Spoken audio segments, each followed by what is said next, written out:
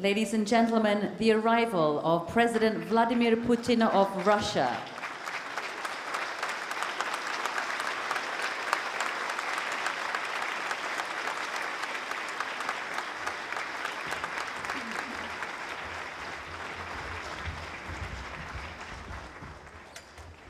Thank you so much.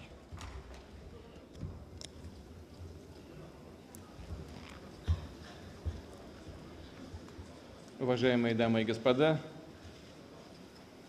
дорогие друзья, признателен организаторам делового саммита за приглашение выступить перед бизнес-сообществом Азиатско-Тихоокеанского региона. Такие встречи, наверное, являются ключевым событием всего мероприятия. Мы, кажется, совсем недавно собирались в России, во Владивостоке. Всего год назад, за прошедший год в мире произошел ряд изменений. Наиболее острая фаза кризиса, о котором мы говорили и в России еще, преодолена, однако рассчитывать на быстрое выздоровление глобальной экономики не приходится. Проблемы действующей экономической модели носят структурный и затяжной характер. Темпы роста замедляются или стагнируют. К сожалению, в том числе и в нашем Азиатско-Тихоокеанском регионе, который до последнего времени выступал движущей силой глобального развития. Собственно говоря, он и сейчас является такой движущей силой, но тем не менее снижается прогноз роста развивающихся стран Азии и в 2013 и в 2014 году. Видим основные причины в накопленных глобальных дисбалансах. Для их устранения нужна новая долгосрочная модель экономического развития. Она должна быть ориентирована на рост реального сектора экономики, создание качественно новых рабочих мест и на структурные реформы.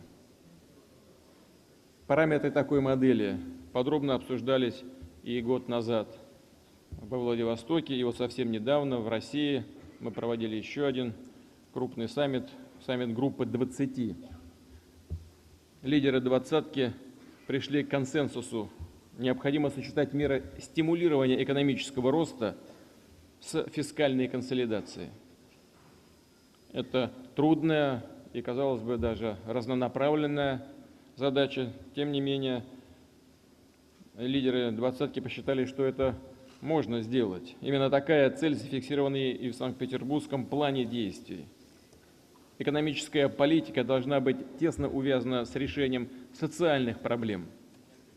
Этой теме была посвящена первая в истории двадцатки встреча министров труда и финансов. Важно обеспечить источники финансирования капиталовложений, сделать более справедливым распределение их рисков. Нам в Петербурге, как мне кажется, удалось согласовать базовые принципы привлечения институциональных инвесторов и укрепления рынков облигационных заимствований.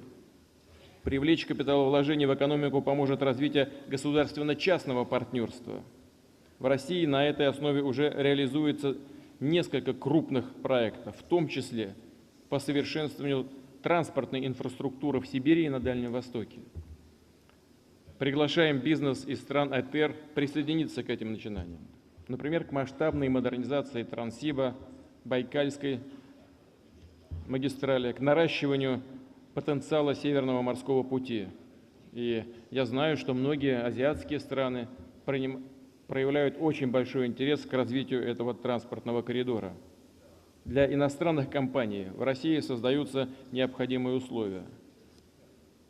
Приемлемое, если не льготное финансирование готов оказать и Российский фонд прямых инвестиций, который наладил хорошее взаимодействие с китайскими и японскими партнерами.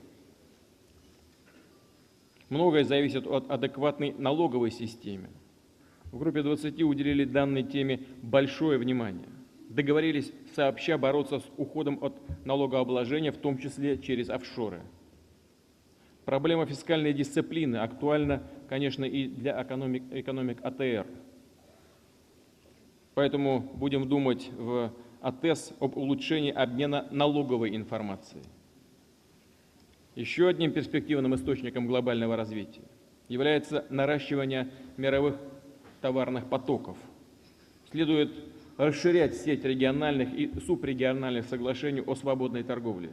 И сегодня на первой части саммита практически все лидеры, выступавшие здесь на Бали, уже об этом говорили. Одновременно необходимо укреплять глобальную торговую систему, сохраняя центральную роль ВТО, и разблокировать необходимо, конечно, Дохийский раунд переговоров. Россия активно участвует в интеграционных процессах в Евразии. Как вы знаете, мы создали вместе с партнерами Таможенный союз, единое экономическое пространство, работающее четко в соответствии с принципами Всемирной торговой организации. Рассматриваем это как наш вклад в укрепление многосторонней торговли. И, наконец, нельзя оздоровить глобальную экономику без вложений в человеческий капитал. Необходимо открывать новые возможности для получения современного и востребованного образования, укреплять социальные гарантии для молодежи, женщин, инвалидов, других уязвимых категорий. В прошлом году саммит АТЭС проходил в комплексе зданий Дальневосточного федерального университета России. Этот современный вуз становится одним из крупнейших образовательных центров в Азиатско-Тихоокеанском регионе. Уверен, что открытость в области образования – это один из важнейших факторов устойчивого роста в будущем. Уважаемые дамы и господа, интеграция и объединение усилий в рамках АТЭС содействует формированию открытой и справедливой системы роста в Азиатско-Тихоокеанском регионе, укрепляет экономические и гуманитарные связи между нашими странами и народами, вносит вклад в повышение уровня жизни граждан наших государств. Уверен, бизнес-сообщество продолжит играть самую активную роль в развитии региональной и мировой экономики. Государства со своей стороны будут создавать все необходимые условия для улучшения делового климата, будут снижать административные и торговые барьеры. Вижу в этом взаимодействие предпринимательских кругов и правительств залог наших общих с вами успехов. Благодарю вас за внимание. Спасибо большое.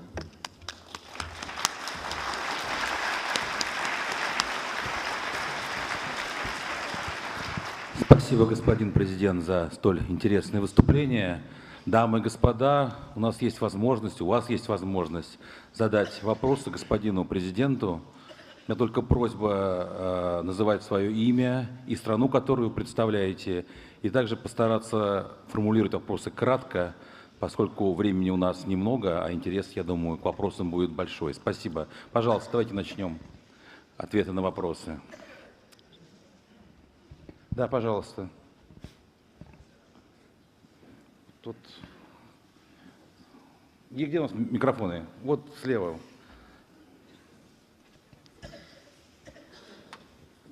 Давайте, пожалуйста, давайте.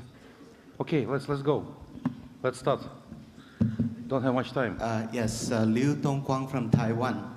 I'd like to ask President Putin. Russia is one of the biggest oil producers.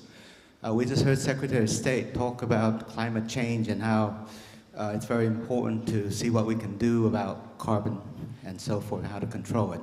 What is Russia planning to do in regards to carbon, CO2? Thank you.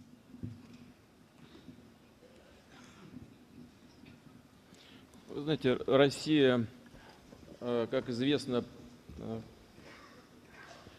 изначально заявила о своей готовности принимать согласованные со всем международным сообществом действия в направлении ограничения выбросов в атмосферу.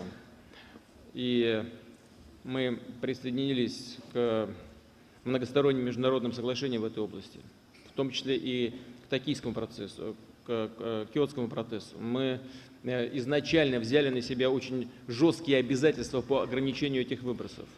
Разумеется, для того, чтобы этот процесс шел и дальше также успешно и согласованно, мы должны действовать консолидированно со всеми участниками международной экономической деятельности, прежде всего с теми странами, которые являются наиболее мощными эмитентами. Это и сами Соединенные Штаты, это и Индия, Китайская Народная Республика, другие страны. Разумеется, у каждой страны есть свои особенности. Нужно относиться к этим особенностям с уважением. Нужно искать консенсус при каждом совместном шаге. Мы очень хорошо знаем позицию всех наших партнеров. Исходим из того, что нам удастся согласовать и дальше согласовывать совместные шаги. В любом случае Россия привержена всем целям, касающихся сохранения природы, и будет строго следовать всем взятым на себя обязательствам. Спасибо. Следующий вопрос, пожалуйста, коллеги. Здравствуйте. Да, пожалуйста. Здравствуйте. Your Excellency Vladimir Vladimirovich. I am Pearly Chen from HTC, a smartphone innovator based in Taiwan. I really enjoyed reading your article on New York Times and appreciate all that you're doing for world peace. As you mentioned in your remark, to achieve sustainable economic growth, it is absolutely necessary to increase the inflow of investments and improve the business climate. Thanks to this visionary direction, a lot of foreign companies, including ourselves, have really experienced tremendous growth in Russia, which is truly a dynamic and exciting market. Could you specify what measures you have taken in Russia to make this happen? Thank you.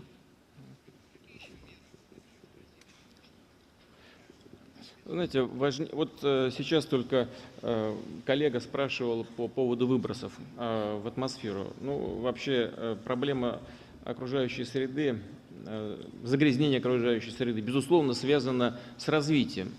И, разумеется, мы должны переходить к новейшим технологиям, которые будут способствовать сохранению природы с одной стороны и будут давать возможности для развития с другой. Но для нашей страны, конечно, естественным конкурентным преимуществом является большое наличие минеральных ресурсов, и нефти, и газа. Но самое главное преимущество конкурентное в сегодняшней экономике и в перспективе в экономике будущего, конечно, заключается в улучшении качества государственных институтов, в уровне подготовки кадров, в образовании, в здравоохранении и государственных институтов. Вот что касается государственных институтов, должен честно признаться, несмотря на вашу положительную оценку, и я вам очень признателен за добрые слова в адрес России, но мы сами к себе относимся достаточно строго и полагаем, что нам еще очень многое нужно сделать для улучшения качества работы наших институтов, для совершенствования нормативно-правовой базы, которая создавала бы наилучшие условия для бизнеса. В этой связи мы наладили прямой контакт, прямой диалог с нашим российским бизнес-сообществом. И при прямом участии крупнейших объединений российских предпринимателей выработали так называемую дорожную карту или дорожные карты по улучшению условий для предпринимательской деятельности в Российской Федерации. Не думаю, что вот рейтинги в этой сфере являются истиной в последней инстанции, но тем не менее, все-таки вот по этим рейтингам мы сделали достаточно большой скачок вперед. И по мнению самого предпринимательского сообщества, сдвигается ситуация к лучшему. Вместе с тем мы анализируем то, что происходит в реальной экономике в каждый конкретный момент времени. И хочу повторить еще раз, вместе с вашими коллегами из России вырабатываем новые методы, которые позволят нам улучшить предпринимательский климат. Это касается и разбюрокрачивания принятия решения. Если конкретнее говорить, это касается, допустим, улучшения в сфере строительства, снижения количества времени на получение всякой разрешительной документации. Это касается ускорения и упрощения вопросов, связанных с подключением к инфраструктуре, в том числе к энергетической инфраструктуре. Это касается развития инфраструктуры в целом. И в этой связи хочу вас проинформировать, мы приняли решение поддержать процесс развития инфраструктуры в России, в том числе из источников, которые мы до сих пор до сих пор просто наращивали и старались их не трогать. Это резервные фонды правительства Российской Федерации. Мы накопили достаточно большие резервы и исходим из того, что сейчас часть этих резервов может пойти на поддержку развития инфраструктурных проектов. Это железные дороги, в том числе в восточной части, и в своем вступительном слое я об этом сказал, это так называемый Транссиб, Байкало-Амурская магистраль, это развитие аэропортной системы, это развитие портовой инфраструктуры, дорожной, это развитие высокоскоростных железнодорожных магистралей. Вот это все вместе, плюс мы, конечно, будем стремиться к тому, чтобы создавать условия для доступа к финансовым источникам, кредитным источникам. Все это вместе, надеюсь, позволит нам говорить о том, что мы будем и дальше двигаться в направлении улучшения бизнес-среды. Спасибо большое за этот вопрос. Спасибо, Владимир Ильич. Yes, please. Пожалуйста. I'm Anthony Nightingale from Hong Kong, Mr. President. Energy security is a critically important issue for the APEC region, and natural gas, as one of the most environmentally friendly forms of energy, is particularly important. What role can Russia play in providing gas to the APEC economies? Thank you. Россия является, наверное, крупнейшим экспортером природного газа в мире. Значительные объемы природного газа экспортируются нами в европейские страны. Вместе с тем мы понимаем, видим, что роль, значение энергетических ресурсов в обеспечении ускоренного экономического роста в Азиатско-Тихоокеанском регионе приобретает все большее и большее значение. Мы понимаем свою ответственность в этом секторе, и именно поэтому планируем расширить наше взаимодействие с нашими партнерами в Азии в сфере энергетики. Это касается сразу нескольких направлений. Это касается и углеводородов, это касается и высоких технологий. Когда я говорю о высоких технологиях, имею в виду развитие сектора атомной энергетики. Мы активно работаем с нашими партнерами в Китайской Народной Республике, в Индии, в других странах, где строим, успешно реализуем очень крупные проекты в сфере атомной энергетики. И хочу обратить ваше внимание, что все наши проекты в этой сфере построены на так называемых постфукусимских принципах, то есть на принципах повышенной безопасности. Кроме этого, мы реализуем ряд проектов на территории Российской Федерации в области гидроэнергетики, что позволяет нам значительную часть электроэнергии экспортировать в страны Азиатско-Тихоокеанского региона. И мы планируем наращивать эти усилия. Вместе с партнерами будем, безусловно, работать и над проблемой возобновляемых источников. Вместе с тем, вы абсолютно правы, наличие большого количества углеводородов является нашим естественным конкурентным преимуществом. Мы уже построили очень большую нефтяную систему, трубопроводную систему к берегу Тихого океана. Это была рекордно эффективная стройка и в рекордно короткие сроки была осуществлена. Несколько тысяч километров из Сибири до Тихого океана с ответвлением на Китай, на город Дацин. Это позволило сформировать новый для мирового энергетического рынка бренд нефти, новую смесь. И что касается газа, то и здесь у нас есть большие возможности, и мы уже осуществляем ряд проектов. С чем связаны эти проекты? Во-первых, с трубным газом. И мы с острова Сахалин уже осуществляем инфраструктурные проекты до Владивостока. И дальше, может быть, нитка переброшена и в Корейскую республику через Северную Корею, либо по океану. Может быть осуществлено 2 проекта, как минимум, с поставками газа в Китайскую Народную Республику. И, наконец, это, наверное, очень важная информация для бизнес-сообщества. Мы сейчас думаем и переходим сделаем в ближайшее время шаг по либерализации торговли сжиженным природным газом. Имеется в виду осуществлять такие проекты и на севере Российской Федерации, на полуострове Ямал, где у нас работает одна из наших крупных частных компаний «Новотек».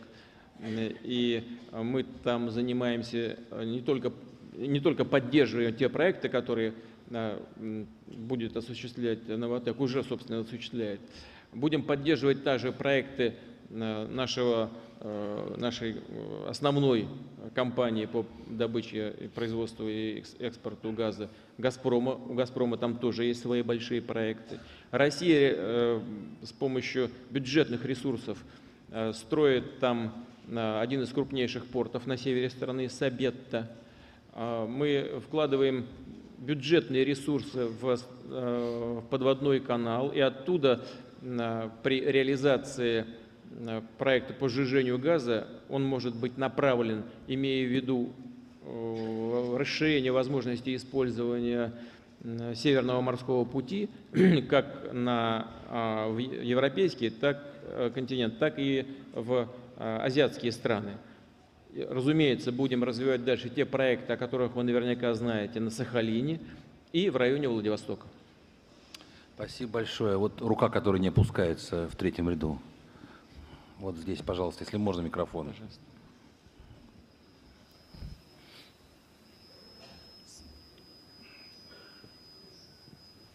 Ни хао, 普京总统先生，我是来自中国东莞浙江商会的陈露，那么非常荣幸在这里可以向你发问。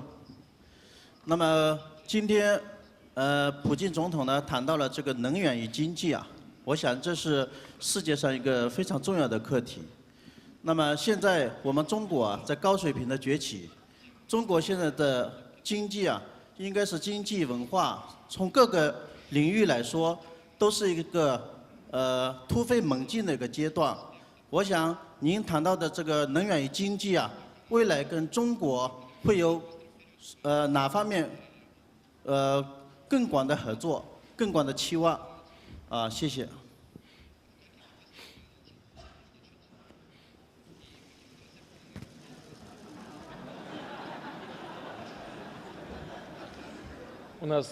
У нас много направлений взаимодействия с Китаем. Я уже упомянул о нашем взаимодействии в области энергетики, в том числе и в ядерной энергетике, в атомной энергетике. Мы уже 2 блока запустили на Тяньаньваньской атомной электростанции. И наши китайские партнеры довольны тем, как они работают. У нас есть перспектива дальнейшей работы по этому направлению. Я уже упомянул о том, что мы построили огромную, очень эффективно работающую на сегодняшний день трубопроводную систему. Кстати говоря, это результат наших договоренностей с китайским руководством. Труба вышла на Тихий океан, но ответвление на Китай, на Дацин. И, как вы знаете, у нас там планы по строительству совместного предприятия по переработке сырой нефти. Но это не все. Самое главное, на мой взгляд, это наши перспективы, касающиеся сотрудничества в высокотехнологичных областях. У нас очень хорошие проекты в области авиации. Это касается и вертолетной техники, это касается среднемагистральных и широкофюзеляжных самолетов. У нас очень хорошие перспективы в области освоения космоса. есть конкретные проекты, и я очень рассчитываю на то, что мы продвинемся. Но, конечно, очень важным и для Китая, и для России является осуществление проектов инфраструктурного характера. Здесь мы обсуждаем ряд возможностей и с точки зрения развития железнодорожного транспорта, и с точки зрения развития автомобильного. Но все это очень важно и для работы в рамках Шанхайской организации сотрудничества. Мы с партнерами из Средней Азии самым активным образом прорабатываем целый ряд совместных инициатив. И я очень рассчитываю на то, что такая позитивная работа будет способствовать дальнейшему расширению торгово-экономических связей с Китайской Народной Республикой, которая за последние 1,5-2 года превратилась в самого крупного торгово-экономического партнера Российской Федерации. У нас торговый оборот с Китаем за прошлый год составил рекордную цифру $87,5 миллиардов. В страновом измерении Китай занимает сейчас позицию номер 1 в торговле с Россией. Мы с китайскими друзьями и с председателем Си Цзиньпинем поставили задачу в ближайшее время, в ближайшие года 2, выйти как минимум на 100 миллиардов торгового оборота. Уверен, мы это сделаем. Так, пожалуйста, вот здесь женщина, дама по центру. Можно микрофон попросить? Можно просить микрофон? Да-да, вы встаньте лучше. Так лучше. It's better. Yes, please.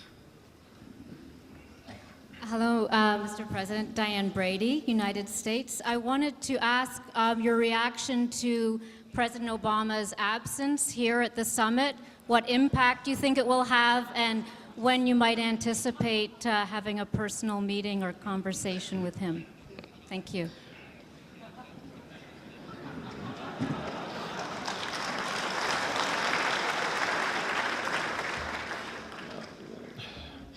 Мы видим, что происходит сейчас в сфере, во внутриполитической жизни Соединенных Штатов. И это непростая ситуация. Я думаю, что вполне обоснованным является то, что президент США не приехал сюда. Я думаю, что будучи, если бы я был в его положении, я бы тоже не приехал. И, наверное, так бы сделал любой глава государства. Ведь когда невозможно провести бюджет, когда правительство фактически ушло в вынужденный отпуск, здесь не до международных поездок. Более того, хочу сказать, что все собравшиеся на саммит АТЭС на Бали лидеры желают успеха президенту Обаме. И в том смысле, что мы все заинтересованы в скорейшем преодолении кризиса, который мы наблюдаем сегодня в США, потому что Соединенные Штаты – это крупнейшая экономика мира. От того, насколько она будет чувствовать себя уверенно, в значительной степени зависит состояние всей мировой экономики. Ну и, кроме всего прочего, США, доллар являются до сих пор важнейшей резервной валютой. Для нас, для всех это в высшей степени важно. И я позволю себе выразить надежду, что всем политическим силам в Соединенных Штатах удастся как можно быстрее преодолеть этот кризис. Спасибо. И последний вопрос, пожалуйста, вот там.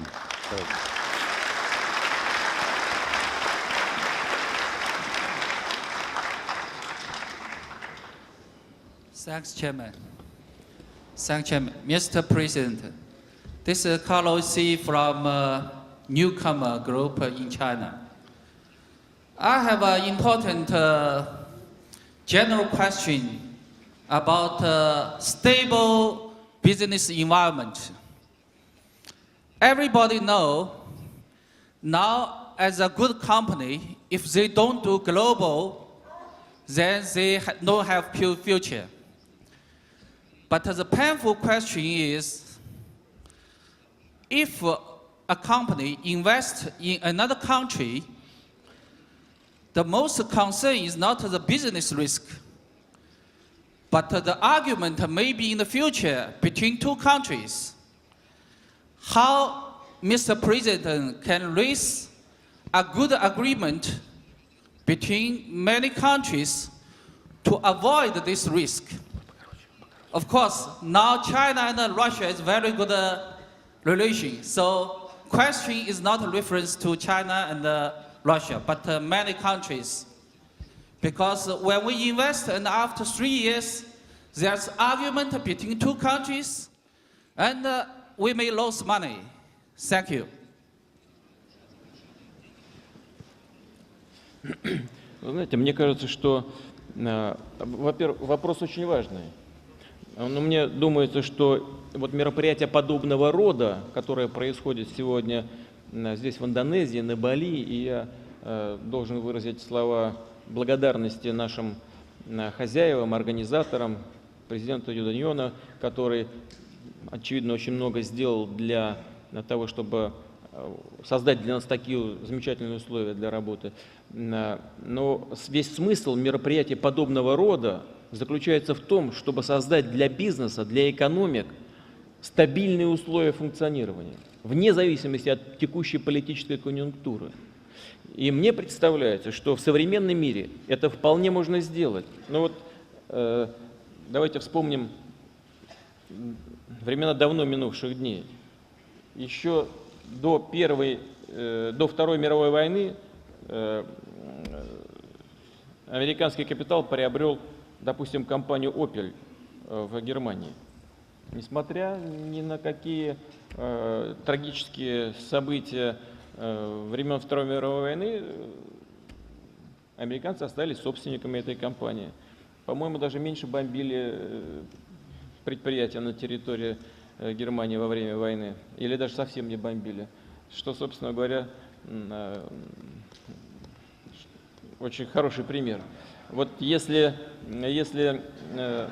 мне думается, если вот такие отношения будут складываться между странами все шире и шире, то тогда, может, вообще никто никого бомбить не будет. Дай Бог, чтобы так оно и было. Спасибо вам большое за совместную работу. Open and interesting discussion.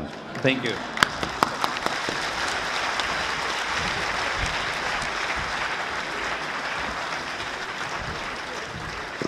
Thank you so much.